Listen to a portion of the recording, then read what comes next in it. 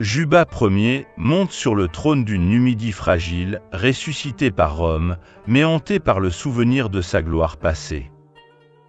Ce jeune roi, petit-fils de Massinissa, hérite d'un lourd héritage, celui d'un peuple fier et guerrier, mais aussi celui d'un royaume client de Rome, soumis à sa puissance et à ses caprices. Son règne, marqué par l'ambition, les alliances changeantes et les tragédies de la guerre, va s'inscrire dans le contexte tumultueux des guerres civiles romaines, où le destin de la République se joue sur les champs de bataille de l'Afrique du Nord. Fils de Yampsal II et arrière-petit-fils de Massinissa, Juba Ier accède au trône de Numidie en 85 avant Jésus-Christ. Âgé d'une vingtaine d'années, il est décrit par les auteurs romains comme un homme intelligent, cultivé et doté d'un fort charisme. Il est également un guerrier aguerri, formé à l'art de la guerre selon les traditions numides et familier avec les techniques militaires romaines.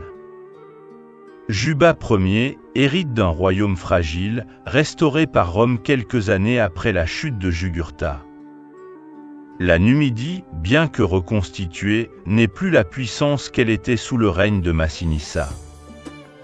Elle est réduite à une partie de son ancien territoire, entourée de provinces romaines et placée sous la tutelle de Rome.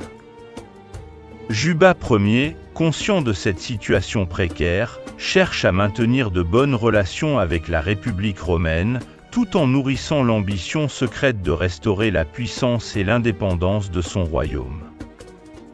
Le règne de Juba Ier coïncide avec la période de troubles et de guerre civile à Rome. La République, affaiblie par les divisions internes et les ambitions personnelles de ses généraux, s'enfonce dans une spirale de violence qui va bouleverser l'équilibre du monde méditerranéen.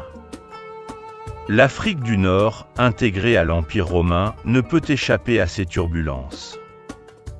Les gouverneurs et les généraux romains en poste dans la région se rallient à l'un ou l'autre camp, transformant l'Afrique du Nord en un nouveau champ de bataille de la guerre civile. Juba Ier, en montant sur le trône, hérite d'une rancune personnelle envers Jules César. Quelques années plus tôt, lors d'une visite à Rome, Juba Ier avait été humilié publiquement par César, alors jeune et ambitieux général. L'historien romain Suétone, dans sa vie des 12 Césars, rapporte que César, lors d'une séance du Sénat, avait arraché une poignée de cheveux de la barbe de Juba Ier, le ridiculisant devant l'Assemblée. Cet affront public a laissé une marque indélébile dans la mémoire de Juba Ier, nourrissant en lui un désir de vengeance. Lorsque la guerre civile éclate entre César et Pompée le Grand, Juba Ier voit l'occasion de se venger de César et de retrouver une certaine indépendance pour son royaume. Il choisit de s'allier à Pompée, qui représente la faction conservatrice du Sénat et qui a trouvé refuge en Afrique du Nord après sa défaite en Grèce. Cette alliance est un pari risqué pour Juba Ier. S'il parvient à vaincre César, il pourra espérer agrandir son territoire et retrouver une véritable autonomie pour la Numidie. Mais s'il est défait, il risque de perdre son royaume et de subir la vengeance de César. Juba Ier s'engage activement dans la guerre civile aux côtés de Pompée. Il mène ses troupes avec bravoure et remporte plusieurs victoires contre les forces césariennes, notamment à Ruspina, actuel monastère en Tunisie, en 47 avant Jésus-Christ, où il écrase le légat césarien Curion. Cependant, la supériorité numérique et la discipline des légions de César finissent par faire la différence. À la bataille de Thapsus, actuelle Ras Dimas en Tunisie, en 46 avant Jésus-Christ, l'armée de Pompée est mise en déroute par les troupes de César. Pompée, abandonné par ses alliés, s'enfuit en Égypte où il sera assassiné. Juba Ier, blessé et défait à Thapsus, se replie dans sa capitale Cirta. Conscient que tout espoir est perdu et refusant de tomber aux mains de César, il choisit de se donner la mort. Selon l'historien grec Appien, Juba Ier aurait demandé aux habitants de la ville de lui fermer les portes de sa capitale s'il perdait la guerre contre César. Au pied des remparts de sa ville, Juba Ier réclama en vain à ses sujets de lui rendre ses femmes et ses enfants. Afin de ne pas tomber entre les mains de César, il finit par conclure un pacte de suicide avec son ami et allié romain, Marcus Petreius, s'engageant dans un combat en face à face, afin que l'un des deux ait une mort honorable.